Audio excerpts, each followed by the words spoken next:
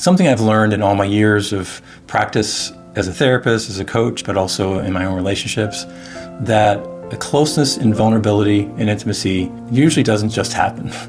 It doesn't magically happen. Even if you're drawn to somebody kind of romantically, or you're just attracted to somebody. I've been attracted to guys, and as I get to know them, that attraction dissipates. So even if you feel drawn to somebody initially, romantically, that feeling can dissipate over time, and usually does.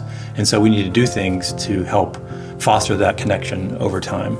And this is one exercise I think that can help with that. Another way I've used this is with a group of guy friends. So sometimes during the wintertime, I'll have people over like once a month for those winter months, just to make sure we're connecting. And I took these guys through these series of questions. Every month we'd have a different question to respond to.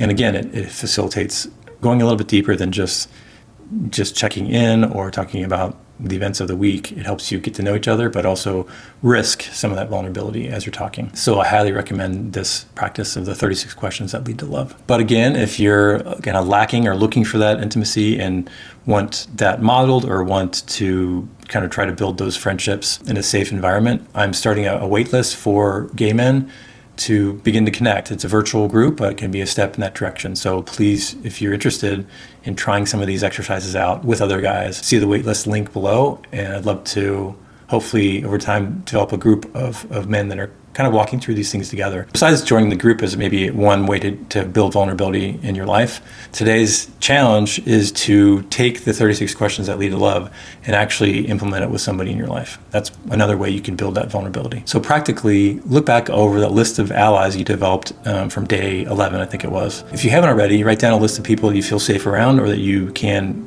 begin to trust or take risks with in this way, and people who also you think could support your growth and your good life project. Once you have a list of people maybe in your mind, or hopefully you've written it down, choose one person from that list that you want to try this exercise with, and simply just reach out to them by text, phone call, whatever you want, and invite them to a conversation with you. And you can set it up by saying, I want to have this exercise I'm doing and I'd love to kind of do it with you. It should be fun, should be interesting. Would you mind taking 45 minutes to an hour to kind of ask each other some questions? It could be that simple. And then have a printout of the questions or have them on your phone and take the time to walk through it with them. It can feel very risky, I know. Even with people I think are open to this, sometimes it's just that initial barrier or obstacle of taking that risk with them. And once you get over that hurdle, that obstacle, that resistance, it's definitely worth the effort and has been very rewarding for me emotionally and to build these social connections. So I hope you can kind of step into this challenge and take the risk to do this.